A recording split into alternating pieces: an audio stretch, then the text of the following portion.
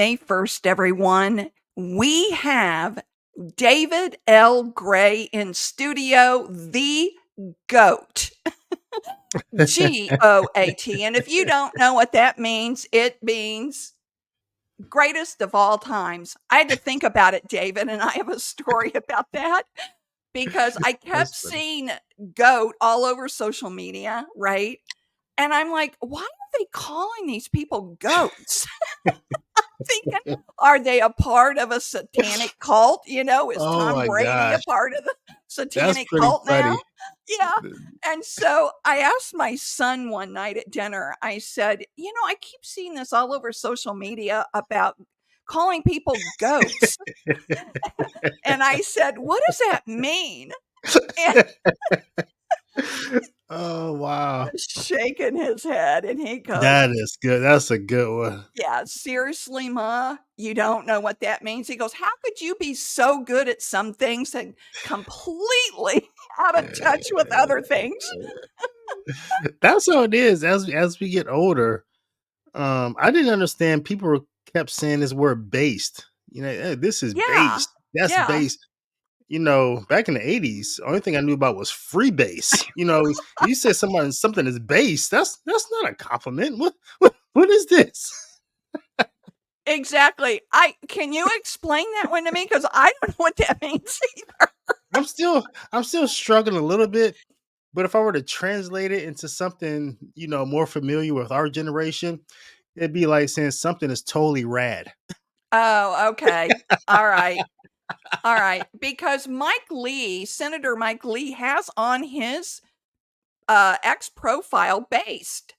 And I'm going, okay, what does that mean? Is that better than goat or is it not as good as goat? Oh my goodness. All right. Oh Well, man. we'll try to get serious here, David. We're not off to a good start, but okay. Yeah, yeah. Everyone, we're going to talk about Freemasons. And I have two short stories for you, David, on Freemasons. And David is an expert in this field. No, hands down, he's the GOAT when it comes to Freemasons. So tell me a surprising Masonic fact. Surprising Masonic fact. What can we believe? There are no goats involved. He has been called an expert on Freemasons. And here's my only two experiences, David, so you can help enlighten me. So, my father, when he married my mother, he converted to Catholicism. Of course, Okay. back in the 50s, that's what people did, right? Protestants became Catholics in order to marry. Right. And so that's what he did, and he ended up turning out to be a better Catholic than my mother. Hmm. Another story for another day. But my great uncle, his uncle, Uncle Orrin, when I was like in grade school, is when I really remember going to his house with my parents as a visit, as a Sunday visit. Back when I grew up, people Mhm. went on Sundays to visit family members after church. You And there's know, dinner there too, right? You had dinner, that's that whole right. thing? Yeah, That's yeah, I right. remember that. Or Yeah. you invited people to your house for dinner after mass. And, Sundays were a day to get together with family. So we drove along. I don't know where he lives to this day. I wish my dad would have shared more stories. He just would never talk about anything. But Uncle Orrin was a very quiet, I perceived him as a child, as a very quiet, sweet man, very Mm, soft-spoken. yeah. Yet, he was a member of the Ku Klux Klan, Mm. and he was involved in the Masonic Temple. And And what state was this? Indiana. Indiana. Okay. Yeah, yeah. Alright. So, at one time, the Ku Klux Klan had their headquarters in Noblesville, Indiana, which is just north of me, not far at all. Mhm. But this one particular time, I my father got very, very upset because my Uncle Orrin was trying to get my dad into the Masonic lodge. And my dad says, I can't do that. I'm Catholic. Hmm. I'm involved in the Knights of Columbus. I Yeah. can't join the Masons. Yeah. And I Good job. just, Yeah. Good job. Yeah. yeah, yeah. Oh, he was on it. He was on it. And I just remember my uncle and my dad getting into this big fight about, well, he should have never been Catholic. He should have never converted, and this whole thing. And I've never seen this man upset, my Uncle Orrin, I mean. And so that's my first experience. And of course, I Wow. was too young to understand what all of that meant, right? Yeah. Yeah. But the event was traumatic enough for me that I remembered it. Wow. You know what I mean? Um, Yeah. and then the second time was when I was in high school. I was invited to go to this dance, and you had to wear long gowns and everything. And I'm Yeah. looking back, I'm really surprised my dad let me go to this. It was at the Scottish Rite Cathedral in Indianapolis. Of course, once again, I had no clue what that meant. And I was in Catholic schools. I went 12 years of Catholic schools. And the Scottish Rite Cathedral is the largest Scottish Rite Cathedral in the world in Indianapolis. Did you know that, David? I did not. Yes. I mean, it takes up the whole city block downtown Indianapolis. Wow. It's huge. We went to this dance, and it was is there a debut dance that young girls go to when they get involved in, is it the Eastern Star? Am I remembering this right? Yeah. So the Eastern Stars, they might have had a debutante ball. They may have had one for the Rainbow Girls. They may have had one for Job's Daughters. Job's These are Daughters. That was it. okay. Okay. All right. That was it. And I was surprised later in life that dad actually let me go to this thing. Wow. But it was, Scottish Rite Cathedral is incredible. It really is. It's a beautiful place. But David, being the expert on Freemasons, it's like everywhere you look on Catholic media now, everyone's talking about Freemasons. Why is that? Why has it become so popular all of a sudden? Can we credit you with that? Or or why is everybody talking about it all the time now? I think you have a couple different strands going on, right? So from one group of Catholics, I affectionately call them the Rad Trad Inc. you know, that subset led by Taylor Marshall, that group in Kennedy Hall and those likes, they tend to talk about it a lot. Remember, Dr. Taylor Marshall had a very famous best-selling book called Infiltration, in which this was the thesis of his book. It was a flawed thesis because he made a fatal error in there. But his thesis was that Freemasons are to blame for everything. They infiltrated the church and they put a pope in. And that kind of like spun that whole group, the Rad Trad Inc., down this path of blaming Freemasons on everything that has gone wrong in the church. And the Freemasons are a very easy target because for hundreds of years, they just been cloaked in mystery. They do have a lot of machinations. They've been, obviously anti-Catholic at times. And so they're an easy thing to just point your finger at it. And everyone is sort of like, never know what the Freemasons are. They're always like this mysterious thing that's sort of like the boogeyman. So as soon as you say, what's the Freemasons? People's imagination starts spinning. Secret handshakes, signs, black suit, judges, police, people disappearing. It's movies have been made about this whole thing, right? Um, Dan Brown, the whole the Da Vinci Code, it's just an easy thing. So there's that. Do that again. What is that? It's a watermark, and there's a line of text. Go back. It's in English. English? Why English? English wasn't used in the Vatican. It was too polluted. It was free thinking. It was a language of radicals like Shakespeare and Chaucer. Here's another one. The path of light is laid the sacred test. Would you write this down as I dictate? Sorry, Professor, no time. Is Illuminati, is that tied to Freemasons? Very loosely, right? Okay. This had to be back in late 1700s, early 1800s. A Jewish guy from Austria, Westphalz or something like that. He starts this group that is seeking illumination. Stephen Strange, you are now called before the Illuminati. I, Baron Karl Mordo, the Sorcerer Supreme. And for a while, there were some Grand Masters in Europe that said, hey, you can kind of piggyback on Freemasonry. You could use our members. And so he had worked out a relationship with some Grand Masters, in some jurisdictions of Grand Lodges in Europe. And they let him rework some, when I say rework, they let him reimagine or rewrite some of the first 3 degrees of Freemasonry.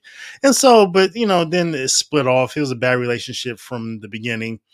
But ever since then, the Illuminati, which he started, had always been associated with Freemasonry, but it's not Freemasonry. It was, at one point in time, it was just a pendant quasi-Masonic body. And we can call it quasi-Masonic because for a while, their members were exclusively Freemasons, right? So, but that's the stint of the relationship. Freemasonry, an ancient fraternity shrouded in mystery. On your video that you released yesterday, did I misunderstand you when you said that the Freemasons are anti-Christian? I don't think I said that explicitly in that video, but yeah, I would contend that in the sense that we say they're anti-Christian because what the popes have said, especially Clement the 12th in 1738 and Leo and Pius IX later on, was that Freemasonry is proposing an alternate truth that is antithetical to what Catholicism is proposing. They would call it naturalism. And by what they mean by that is that Freemasons, what they're teaching in the degrees is that you can apply some just natural things from civilization, from Earth, from your daily experience. And those things are supposed to make you a better person. For example, a Freemason is taught in the very first degree. They're showed a gavel. And, a gavel has like these 24 parts. And let's say a ruler that has 24 parts. And they're taught in a degree, that first degree, they said, well, the gavel is used by operative Masons, Christine, to lay and to measure their work, But then they flip it, as they do every tool in Freemasonry, in operative stonemasonry. They say, but you, as a speculative Mason, you're taught to use it for a more noble and glorious purpose. When people hear the word Freemason, they think about funny handshakes, they think about rolled up trouser legs. If you do a little bit of Googling, it's a cabal of people that are taking over governments and things. Freemasonry, secrecy, secret society, 100%. You are taught to use that 24-inch gauge to measure your day. You will look at your each part, and this lecture goes on. I had given it hundreds of times when I was a Freemason. That it has 24 parts, and it teaches you that you're supposed to use 3 of those parts divided into 3, which means 8. And you're supposed to use 8 hours for labor, 8 hours for recreation, and then 8 hours for rest. And this is what they do with all the implements of Freemasonry. Or take the compass. They say, well, the operative Mason uses the compass to circumscribe. A compass has those 2 points to circumscribe boundaries. But you, as a speculative Mason, are taught to use it for more noble and glorious purpose. That is to measure the bounds of your life and to not go out of those bounds by which you would break the Masonic law, right? And so they tell you to stay closer to that point in the center. And so this goes on and on. So the popes look at this. The popes, like especially Clement, he had access to these degrees. Somebody like Leo the 13th, he was a Freemason, at least the first degree Freemason when he was a kid. And so they knew what they were talking about. They knew what the Freemasons were teaching. And they said, that's naturalism. Because the problem isn't that you're using these things to figure out how can I apply this in my life. The things that the Freemasons are teaching, that can make you a better person. That alone. That you, self-determinism, your effort, your work, your labor, you're making yourself a better person. That's very problematic because for the Catholic, is Christ in his church. That doesn't make us a better person, but makes us holy, makes us a saints. It's Christ, his church, and his sacraments. So in a lodge, you're not even allowed to say the name Jesus Christ in a lodge. Freemasonry in its constitution calls itself the universal religion, and it calls your religion your own opinion that's supposed to be kept out the lodge. So yeah, so for those reasons, the Pope have taught that that Freemasonry, they wouldn't say anti-Christian, but they would say is definitely incompatible and irreconcilable with Catholicism. Okay, thanks for that explanation. Why did they use the analogies of the compass and of the other tool that you talked about? Why did they use the analogy of those? Yeah, so Freemasonry, it as an organization, as a Grand Lodge system, as we know today as a fraternity, it kind of starts in like 1716, 1717. But the precursor or the organization that is seceded or that it transitioned from, that's probably the better word, transition from, were just the operative guilds. These were guilds in Europe. These were stonemasons who built the cathedrals, the churches. They have been doing this. These guilds have been operating since the 600s, 700s. And so they call themselves stonemasons, and they use all these implements. A lot of their buildings, you still in Ireland today, they have a square and compass on them. Long before Freemasonry became a secret society, the language is still the same. The officers of a guild is still the master. You still had fellow crafts, you had apprentices.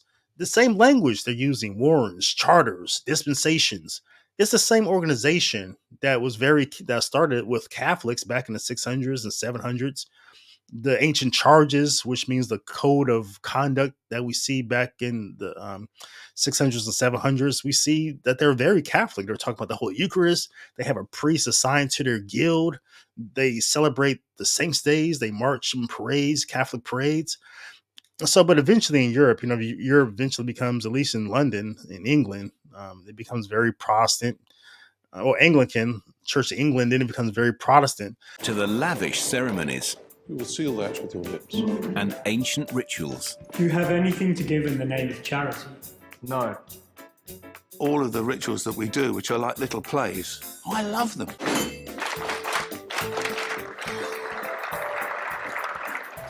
And it's about that same time that the guild system started breaking down, because we're starting to move to trade and we're starting to move to corporations. And so these guild systems, they had a big problem, Christine. Their problem was this.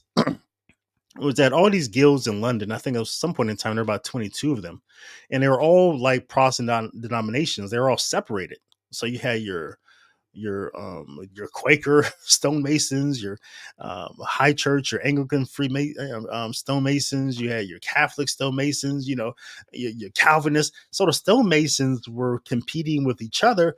And the problem is that if you're a Catholic stonemason, you're just trying to make some money. But they're not going to let you in, I don't know, the Presbyterian stonemason guild, right? Or they will, but they won't let you become an officer. So they had this novel idea. They said, hey, let's put religion aside. Let's agree that maybe there's something we can agree on, that there is a God, and your own personal religion, just keep that to yourself. And let's get together and let's make some money. Let's put all this religious stuff aside and just make some money. Let's be one guild system. And so that's the transition. So that's why you see all the tools of a stonemason, whether there's the compass, whether there's the gavel, whether there's the gauge, 24-inch gauge, whether it's the mallet, all this stuff that Freemasons were using operatively. The new speculative Freemasons, because they become speculative after a while, because they start letting members in who are not operative Masons, but they have money, they have influence, they have access, so they let them in. And so Freemasons started to transition to more of philosophy. And then that's when you see all these philosophies beginning to be applied to the operative working tools. And then it starts to develop into a degree system which stays the same. You know, if you want to join a guild, you do start off as an apprentice. And we see that's the first degree in Freemasonry Day. Your second, you know, if you go from apprentice, you go to a fellow craft. And now in Freemasonry today, you know, that's the second degree, right? And after you're a fellow craft, you prove your work, you become a master. That's the third degree of Freemasonry. So it's that relationship. So really the transition is from an operative guild or a lodge to a speculative philosophy that became really today basically a counterfeit religion that reminds us a lot of Protestantism and anti-Catholic. Well, excuse my total ignorance on this subject, David. But what do Freemasons do in 2024? What do they do? Yeah, I mean, that's a great question, right? Because back in the early 1700s, you know, they were trying to make some money, and it just developed into like a philosophical system, and they start writing constitutions and stuff like that. So this organization, what is it doing today? Why do people want to belong to it today? Well, it's still that one aspect of it is still a fraternity of men. And so it appeals to men who want to belong to a fraternity of men, right? And of course, the unbreakable bonds of brotherhood. Brother. It appeals to men who they see Freemasons doing things in society, you know, that civil service aspect, like your Lions Club, your Optimist Club, your Rotary Club. It appeals to guys like that. They see the Freemasons are doing stuff like that in society. It appeals to guys who they see some of the things, the Shriners that are associated with the Masonic system. They say, oh, they have hospitals. They're riding around in little motorcycles, little hats on. They're having fun. So it appeals to men like that. And it also appeals to men who, and I say this from experience of bringing in, I would say, probably initiating hundreds of men into Freemasonry when I was a Freemason. And I would interview these men and, you know, sometimes go to their house or they would come to the lodge for their interview. And I would always ask them, Christine, like, okay, why do you want to join? And these were things they said, you know, it's the civil service, is a fraternity that wouldn't be around men. Or the last part, men who were just searching for deeper meaning in life. And that was probably me when I was 21, 22 years old. I just wanted to know the truth and I was seeking. So you have a lot of men who they hear Freemasons. Oh, Freemasons know things other people don't, right? They won't call it Gnostic, but they're seeking a secret knowledge. Maybe Freemasons know something. Today, there are 6 million Freemasons around the world. But London is where it all started 300 years ago. Freemasons' Hall in Covent Garden is headquarters to the United Grand Lodge of England and the spiritual home of Freemasonry. This is the Grand Temple for Freemasonry in England. It's if you like, the equivalent of Twickenham to English rugby. The Right Worshipful Jonathan Spence has been a Freemason since 1982. Freemasonry is a secular organisation which encourages its members to become better members of their community by using ritual, and the metaphor that's used throughout is that of building and how when you build something you improve as you go through life. And so those are the 3 or 4 reasons why men become Freemasons. And so what Freemasons do today, they do all those things. They do the civil service stuff. They do a lot of charity work. They build fraternity with men. And yeah, they also had a religious aspect. They impart upon men this this fake enlightenment. Like you see in the first degree. Let me explain in like just a couple of seconds, explain the first degree to you. There are 3 stages to becoming a fully fledged Mason. They are known as degrees. In each degree, the candidate is given certain secrets. A sign, a handshake, and a word. When you are initiated to the first degree, you become an entered apprentice. During the initiation, the candidate must bare one of his breasts. This is to show that he is not a woman. You come into the first degree, they put a hoodwink on you. They tell you to take off parts of your clothes. They put a rope around your neck. And then they have you knock on the door of the lodge, right? Somebody opens it, starts, saying things to you, right? It's like it's really this cloak of mystery. But here's the linchpin. After a few rounds around the lodge, you're hearing these Bible verses and stuff like that. All of a sudden, somebody pushes down on you and calls you to kneel down. And you hear somebody say, "Repeat after me," and you say this Masonic oath with some very strange things in it. Some normal things too. Okay, you won't reveal the secrets. But then you say something like, "But if I violate this creed, may my throat be cut and my heart be plucked out and thrown somewhere." It's like these weird things you say, and then you say like, "So help me God and keep me steadfast." Whoa. Yeah. Like, who's this God of death, right? This isn't a God of life. You just swore to this like bloody oath and you said, "So help me God and keep me steadfast." So that should be your first clue that, okay, who is this God that I'm saying give me the death penalty if I reveal a secret? But you kind of missed all that. But what struck you the most at that moment was immediately after you said that, the person behind you takes the hoodwink, rips it off the top of your head, and all you see is these lights in front of you, right? Sometimes maybe candles, and then you see this Bible in front of you, and you see the square and compass on top of it. And now here's the 2 most important things that Freemasonry wants to let you know. One, right, that you just took an oath to this God of death. Second, you've been enlightened because you promised your life to this God of death. Now you've received light. They call it light in Masonry. So you've come out of the darkness and you've come into the light. It is quite peculiar. You're in the room on your own, you're in isolation. It is a different atmosphere, very intimidating in a way.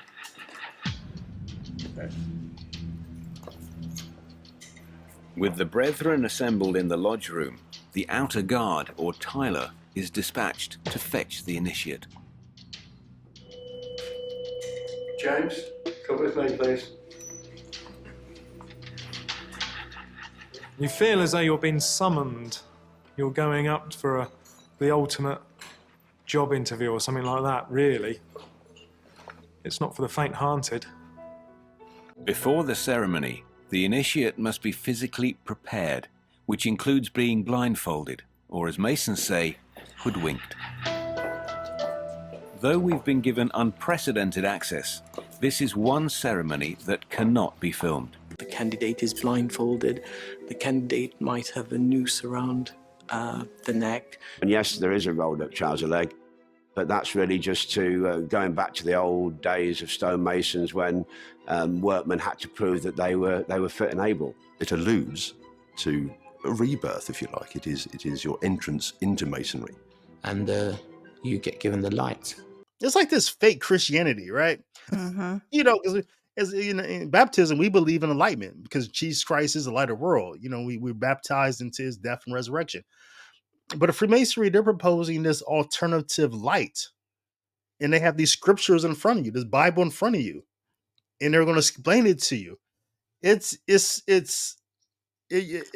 But a lot of guys who are coming into Freemasonry doing their first degree, they're not paying attention to a lot of things that they're seeing, a lot of things that's going on, because it's all shock. They shocked you from the very beginning when they had you in the ante room and they stripped you down, did all the stuff to you, and then when you came into the lodge, they put this like a sharp instrument to your chest or something like that and told you Hmm. something about some secrets or something like that. So you're in shock. You really don't know what's going on, right?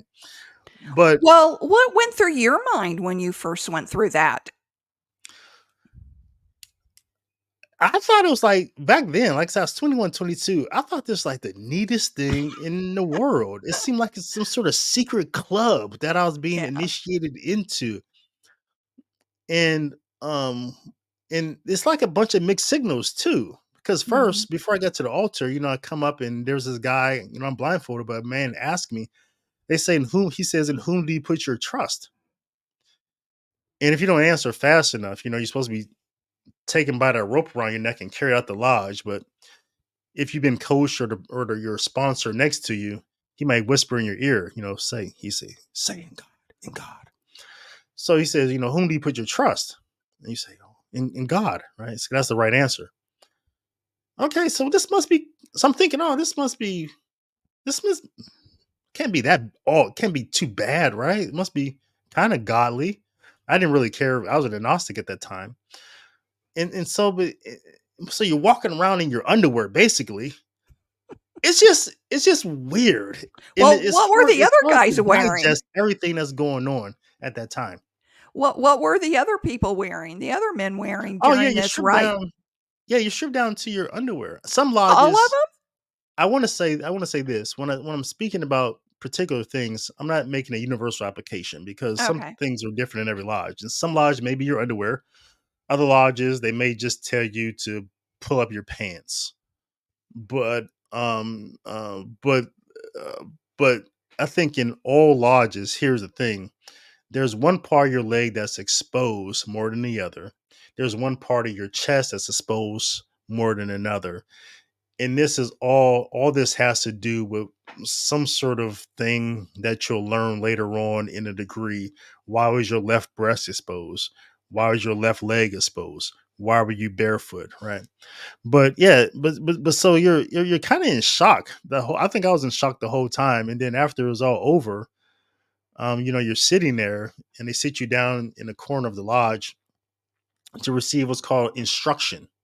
Now, let me And ask you this, David. Sorry to interrupt you. no, you're good. All are all the members there when you're going through this initiation process, I guess, is what to call it? So your first 3 degrees in the lodge, in the craft lodge, there's gonna be a lot of people there depending upon the size of the lodge. Some lodges are smaller, some are bigger. But yeah, it's a big deal. Members of the lodge, all the master masons, they'll turn out for their first degree because they want to see who's coming in. And also they want a free meal. They kind of there's usually a meal after each degree. So And how are all the other members dressed then while someone is going through this ritual? so the proper Masonic dress typically throughout the world is a black suit, Oh, right, with okay. a black tie or blow tie. Some lodges, of course, steps that up. Proper dress is a tuxedo. So, but it's Oh, always black or a very dark color. so formal. Yes. Okay. So the person that is coming into the lodge for the first time under the first degree, he's the only one that is in his underwear then. No, they've told you for the most part, they're gonna tell you. I would say this is probably something that's almost probably universally applicable as well. They're gonna tell you to show up in a dark suit. Okay. And then you're gonna get to the antechamber. This is the room opposite the lodge. And then in that room, they're gonna tell you your conductor or your senior deacon, who's your guide through the whole process, he's gonna come in there and shock you and say, I need you to strip down to your underwear. Or he's gonna say, I need you to lift up your pants leg. Or he's gonna say, hey, I need you to put this garment on. Some lodges already have a pre-made garment for initiate to wear. So Do they tell you why? no, this Oh. this is part of the secret. You don't learn about any of this until after the degree is over, and it's time to receive the instruction, the lectures of that degree. Okay. All right. Mhm. Oh my, this could be a movie. Um, And so it's I think it's also I joined a fraternity when I was in college. All right, so a lot of this stuff is common to initiation things, maybe even a Native American initiation processes that men go to, right? This rite of passage. Freemasonry is probably distinct in only that oath that they bind you to. why would Catholics join this? Yeah, I mean, why would a Catholic join? That's a great question. I hope a Catholic who calls himself a Freemason is listening to the show. Like, um, yeah, I think there's, of course, I wasn't, like I said, I was an agnostic back then. Once I joined RCIA and I heard on EWTN that, yeah, you can be a Catholic and a Freemason. I was like, wow, that sucks, right? I'm like, I can't be a Freemason anymore. But then I looked into it and I realized, oh, the church's teaching on this is care for my soul. It doesn't want me to mix. It wants me to stay on a narrow way. It doesn't want to cause harm to my soul, make it harder for me. But there are Freemasons. There are Catholics who are already Catholic and they join Freemasons. So we have to say that one, that they were ignorant about what the church teaches. They didn't know. Okay. Two, they may have been misled, right? Because sometimes you will have a person say the same thing that the serpent said to Eve in the garden, right? The Catholic may have heard, oh, well, you can't be a Catholic and a Freemason. And a Freemason says, oh, does a church really teach that? Same thing the serpent said. And so he causes this doubt, right? And he'll point to some things that different popes said and, all this stuff. But then there's a third reason, right? That they are Catholic and they still join Freemasonry and they stay. And they stay for a while and they stay for a long time.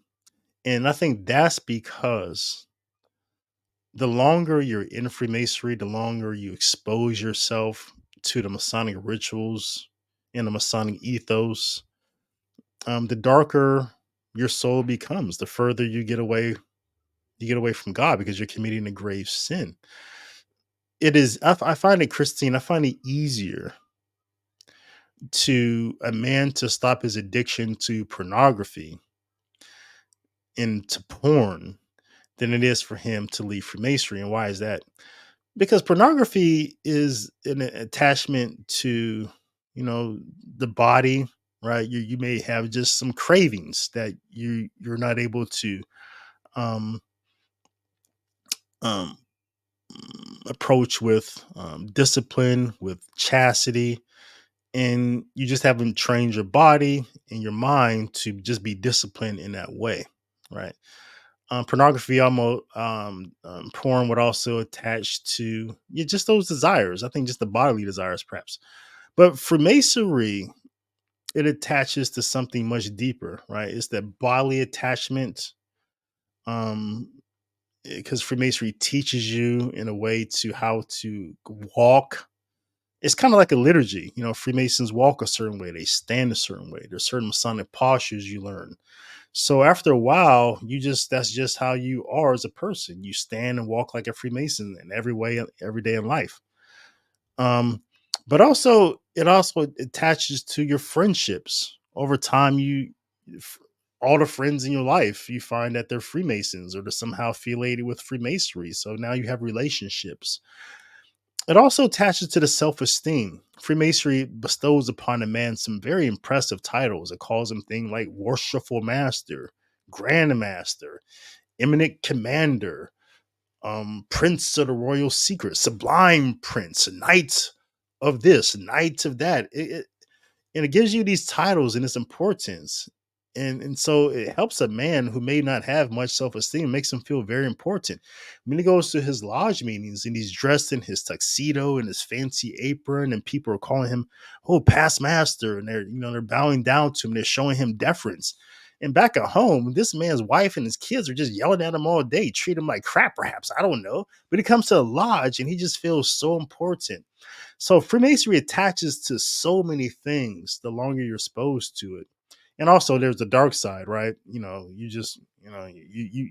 lose a sense of truth, because Freemasonry is just teaching you, every religion has some truth in it, right? But Freemasons, we have the ultimate truth.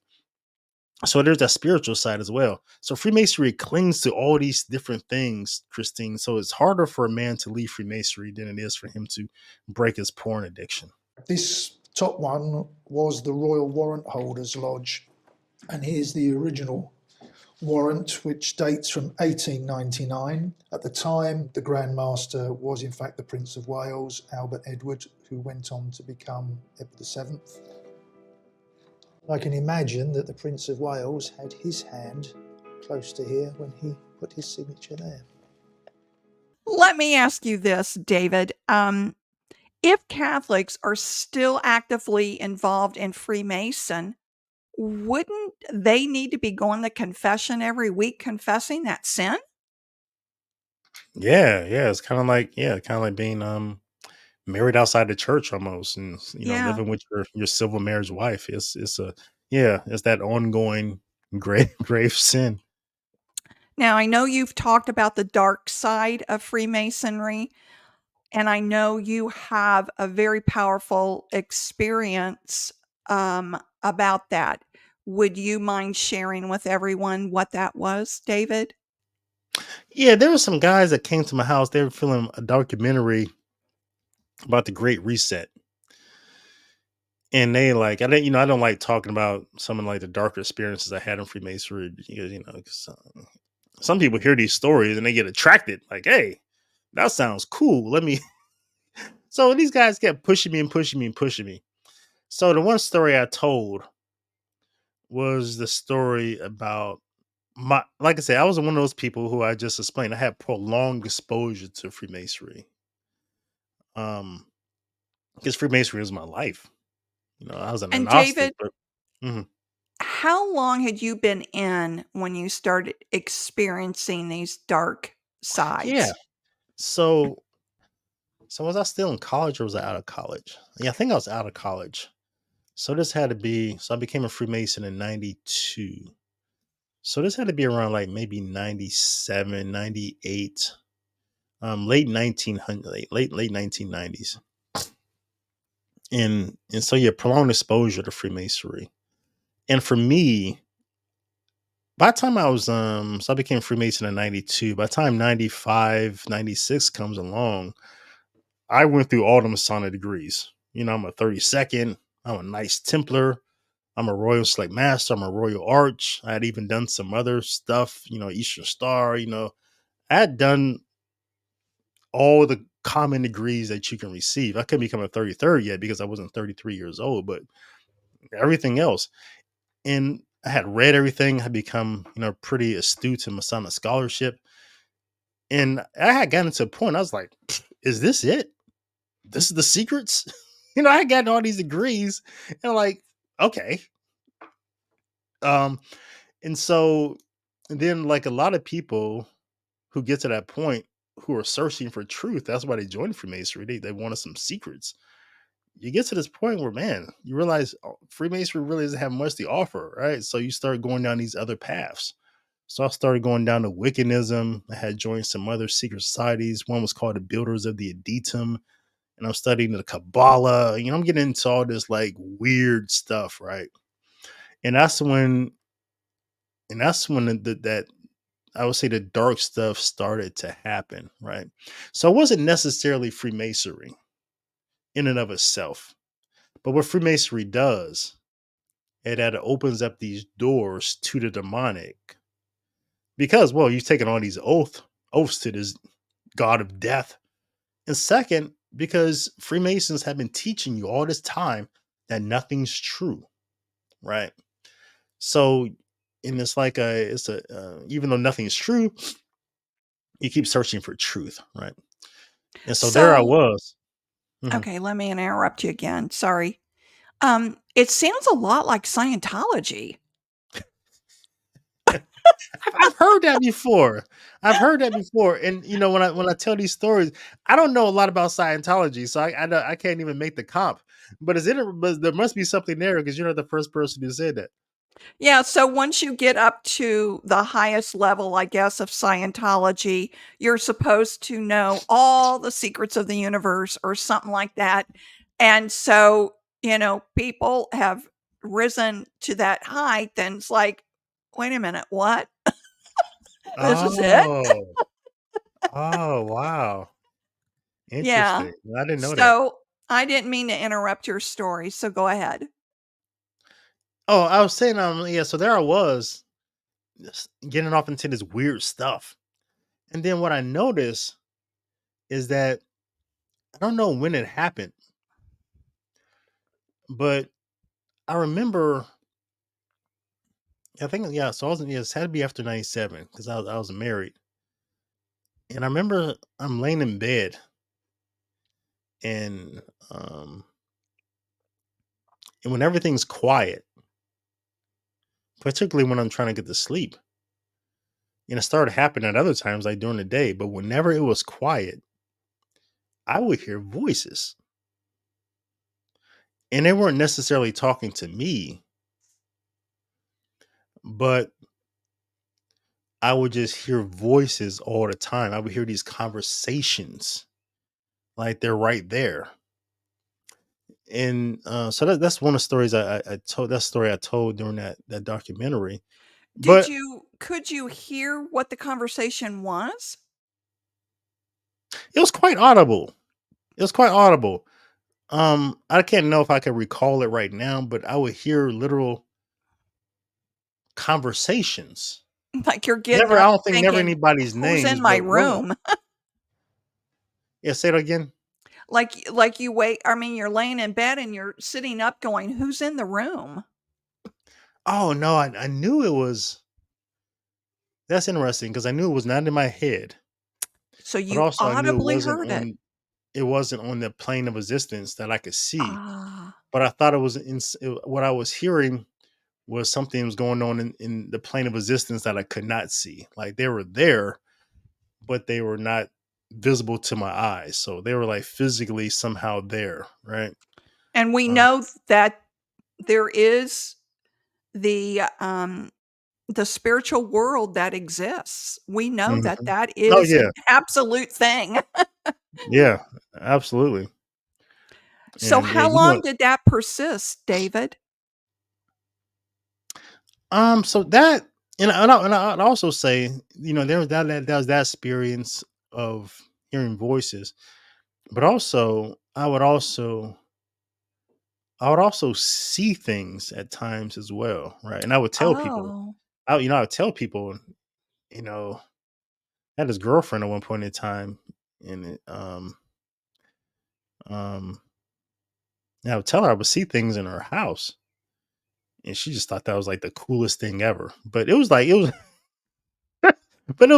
was demonic, right? Because I knew it was dark. 'Cause I would always see these dark shadows just moving and passing by, and Mm. I would say there's somebody, s- some people in your house, right? So, I would see things, I would hear things as well. So the thing is, so this went on. I would say the last time it definitively happened, I think the first time I think it stopped. I want to say was when I was in the process of committing suicide. I think I told this on the story and podcast before. So some dark stuff happened in my life. I thought my life was over. So, I decided just to end it all. And I decided to commit suicide. The only thing And that stopped you me. and you were in Freemasonry at that time? Yeah. Yeah. Yeah. I still Okay. Freemason at that. Okay. And so the only thing that stopped me was, I heard Jesus' voice. I didn't know it was Jesus at the time, but I'm trying to kill myself. And his voice says, I love you. I'm here. And it's audible. And it was like, it's like the dark voices. It wasn't in my head, but it was physically there. Mhm. And I asked that question in my head, like, who is that? Right. And it's funny because I never asked that question when I heard those other voices, like, who are these people? No, but at that moment, somebody's speaking to me. I heard this person speaking to me, not like those dark voices just talking. Someone speaking to me and said, I love you. I am here. What did he sound like? It was just very at the same time, it was very clear. It was also the second word. I don't think I can find a word to describe because I don't want to say it was a low sound, but it was very clear Mhm. and it was very, yeah, I probably can't find a word to describe the second part because it Well, wasn't low, it you wasn't knew it high. was you knew it was a man's voice. Yeah, yeah, yeah. It clearly masculine. Yeah, Okay. clearly masculine. Yeah, yeah. If that's the question, and it was, it wasn't a lot of baritone. It wasn't like who's the guy that always plays God in these movies? The Morgan. It Oh, wasn't Morgan Freeman's voice, right. anything like that. But it was just a voice. But Mhm. it's very clear and it's very intentional and direct towards me. I And did love you you. I'm here. feel anything? Did you feel love coming from that?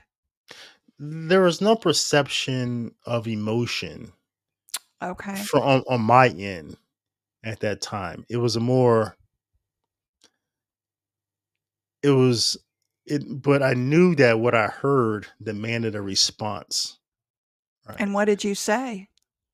Not an audible response, it's like a Oh, response of like action, right? First of right. all, I stopped trying to kill myself.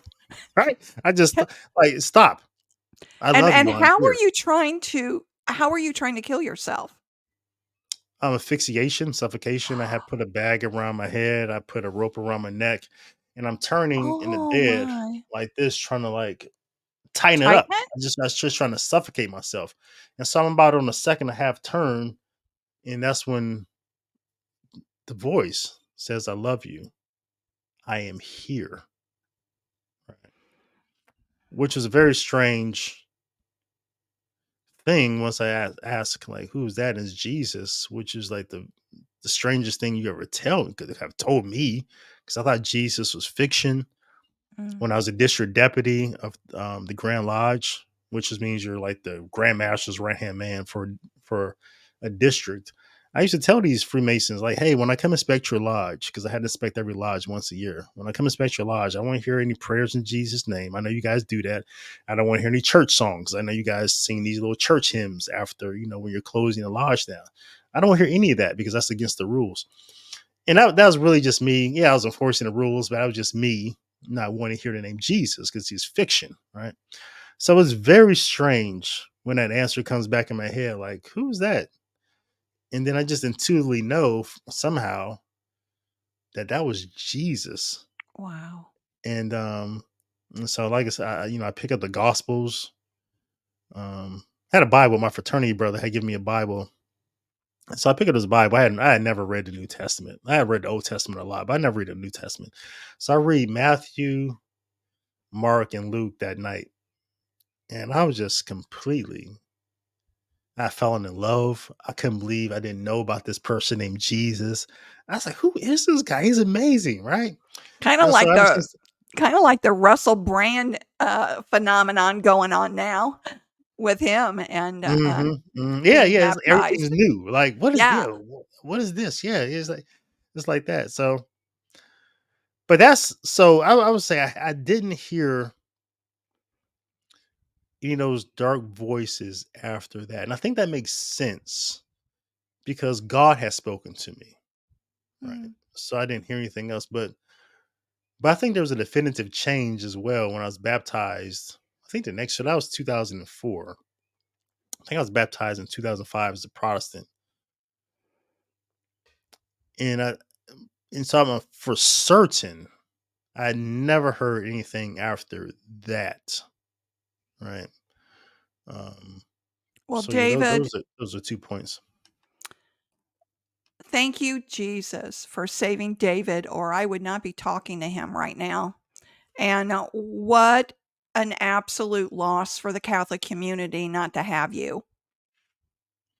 Oh, well, thank you, Christine. I mean that sincerely. I really do. You're the only Catholic podcast I watch now. I appreciate that. You are, that's the truth. Wow. So when did you find Catholicism then? So I was baptized at Protestant, I think it's 2005. And it was still a struggle for me. Like I was very anti-Christian. I didn't understand that whole thing. The denominations, they seemed completely fake. But there I was, got baptized. And I was like, man, what do I do now? Which church do I join? Right? This is, it just seemed really hypocritical to me. Right? So I got this bright notion in my head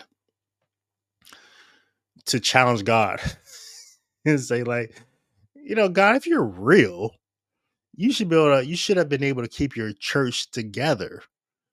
And I was ready to dismiss everything. The voice I heard, everything that's happened to me up to that point, because it seemed fake to me. Like, this is God. He can't keep his people together. He just wants his people out here confused in these denominations. I was ready to pack in the whole thing. And so I said, this is what I'm going to do, God. And this is like a literal conversation I had with him. So you're making a deal with him, huh? Yeah. I'm telling God what's about to happen. I told him, this is like in the prayers, like I'm about to go look for your church. And if I don't, I'm going to look for church you started in the Bible. And if I don't find that church, I'm going to chalk this whole thing up as some sort of delusion. And I figured I was going to find his church, right? Because he's God. But my thinking, Christine, was that I was going to find some little church in the Middle East that held on to the truth for the last 2,000 years, that hasn't deviated from the dogma, that this is the churches of the Bible. I had no idea. It's going to be this Catholic church. And I fought that for a long time. I really did. Like, those crazy Catholics. How can I become one of them? Yeah, Mary? What is this? And so, yeah, but that's what it leads to if you follow that path, right? Well, let me go back to your suicide moment for a bit. I just have one other question about that. So, obviously, Jesus saved you. Obviously that happened. But you had to have been at such a low part in your life to even consider that. And in the process of doing it, when Jesus came to you. So, after you've heard this audible voice and then you realize it's Jesus that was talking to you, you take the rope off, you take the plastic bag off your head. How did you make that shift, David? I mean, I believe Jesus can totally transform people. Generally, that's not the way it works, though. Yeah. Because you have to do your part, right? Yeah. So how did you go from, here I am, I'm turning around in my bed, getting ready to, kill myself. Jesus speaks to you. And now what? Oh my gosh, I'm trying to put myself in your shoes, because you had to have felt on some level elated, but then did you ever feel shame about the fact that you were getting ready to kill yourself? Wow. That's a great question. You've become quite the interviewer over the years, right? I've been watching you on your channel. Some of these interviews you do. It's like, wow, she's getting to the bottom of things, right? You need your own television show. You need to be the new Oprah, right? You need to. I'll be the next Barbara Wawa. Yeah. Yeah, you should really get down to it because I never thought about that. Never been even asked that. But you set me up with the one question, elation. I have to say no. I never that definitely wasn't it. Was it it wasn't even relief, and it wasn't even shame, right? It was, and that's really interesting. Thinking back on a moment, like, what was it? I think it was shock. And I think it was shock because, one, how could it be Jesus? He's fiction. Mhm. Yeah. And then immediately after hearing that voice, picking up the Bible and reading the New Right. Testament, like, shock again. Like, wow. Who's this David? Who's this David? Who have I become? Now I'm picking up the Bible and reading the New Testament. Yeah. Yeah.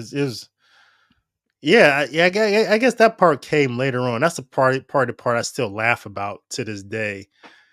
Um, thinking about the first mass I went to.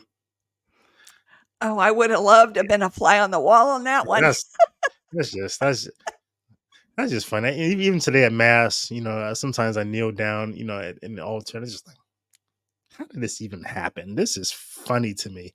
Like, it is, because it is kind of funny knowing who I was and then what happened. But I guess the most important part of that transition, Christine, would be the fact that um I recognize the fact that he saved my life. I recognize, I wouldn't call it shame probably, but I recognize who I was and that I deserved death for everything that I had done up to that point. Mm. It was gratefulness Mm. because I understood that I did not deserve it, and that this wasn't something that he had given to everyone for whatever reason. He knew what I needed in a moment. It wasn't to pick up a theology book. It wasn't some apologetics. None of that was going to get me to believe in Jesus. For me, it was actually the evidence of hearing his voice. And for whatever reason, he gave that to me. And it was just gratefulness and knowing that I'm not even worthy. And it was just all that stuff. And I knew because of that I had to follow him wherever he was going to lead me. And I knew Mm. that I was completely attached to him for every day of my life. I mean, because what can you give a person who saves your life? I mean, what do you, if Mm. this happened to me on the street, I was walking across the street and somebody in a car is about to hit me, somebody pushed me out the way, at least I would take that guy to dinner. At least I would try to, help his kids get through college. I would do something. But what do you give God? The only thing you give him is your life. So I just Yeah. knew that my life belonged to him from that moment on. Right. And so that pretty much sums up how my response to that moment, how I felt. So, what do you say to people about this? Catholics that say this, because I've had Catholics tell me this with my near-death experience. Mm-hmm. And you weren't Catholic when Jesus stepped in and saved you. Catholics have said to me that couldn't have happened because I was not a practicing Catholic at the time, and Jesus only intervenes with Catholics. That's funny. We know that's not true. No, definitely not. I mean, even today, you hear about all the stories about the Blessed Mother Mary and Jesus appearing to a lot of Muslims, and in the Middle Mhm. East and in Arab countries, and something is going on there as well. These definitely aren't Catholics. So, how dare people try to micromanage God's mercy? I Like, how arrogant is that? How prideful is that? That you're going to tell God, the creator of everything, who we don't, we have nothing. We have nothing outside of Him. We can't do nothing without Him. And so you're going to, oh, God will only shut up. Shut up and Seriously. sit down. That's amazing. Yeah, yeah. So, David, we're out of time. I just so appreciate you being on. I've got everyone. I've got his website. kind of scrolling down below. And David, I know you've got some offers for St. Dominic Media. If you all want to become a member of St. Dominic Media, I plan to do it, David. I'm going to. So, what are the offers that you currently have going for people that want to be a member? Oh yeah, thanks for Christine for that. Yes, St. Dominic's Media, we're a publishing company. We really want to help people live a liturgical life. So we publish courses, theology courses. We publish books. We're trying to build out our YouTube channel as well, and so we want to expand. We want to be able to help more people get to heaven. So we decided to, this takes money, right? So we decided to, if you can join, if it's in your budget to join St. Thomas Media, become a member, we're going to give you a free book, as a gift.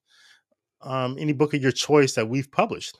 So that could be the Catholic Catechism on Freemasonry. I wrote an amazing book about everything the church teaches about Freemasonry and about my experience, some of the things we talked about here.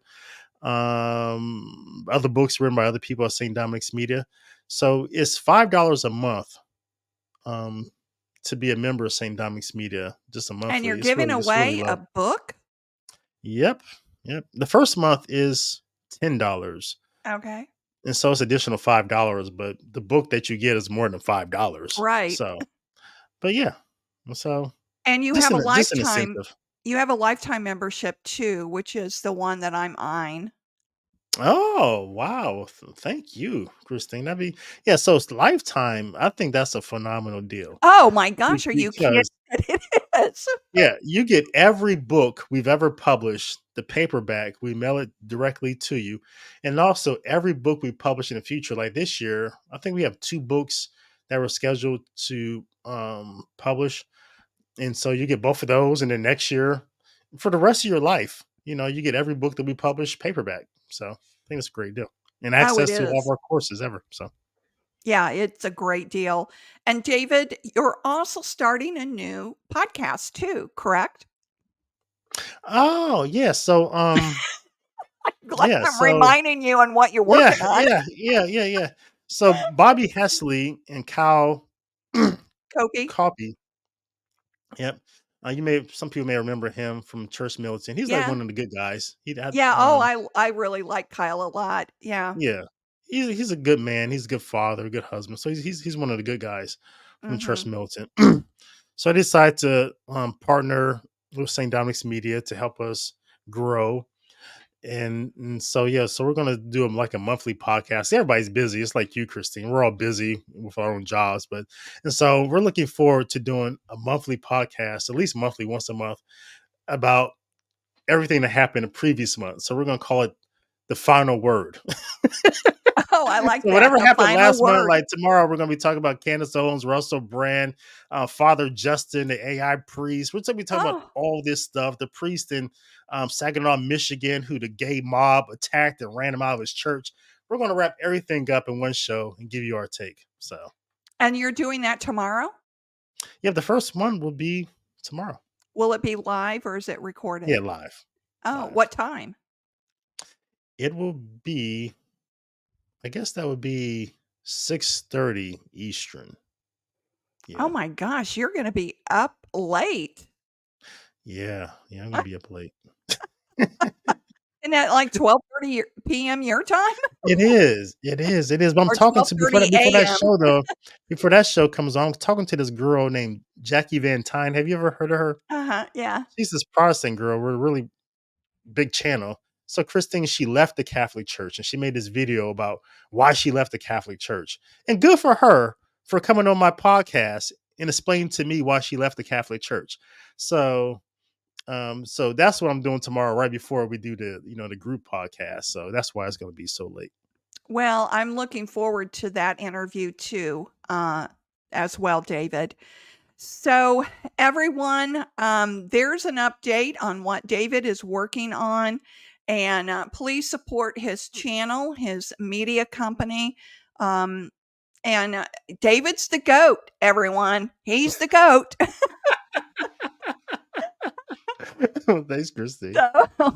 So remember, Well, everyone. but if I'm a goat, does that make you the goatess? lamb? No, I don't. No, that didn't make me a lamb. I'm too old to be a lamb. That's funny. Oh my gosh. All right, everyone. Remember, eternal life is forever. Got a plan? You have to have a plan so you're not derailed. Right, David? Amen. All righty. Thank you all, and we'll talk soon. Bye-bye.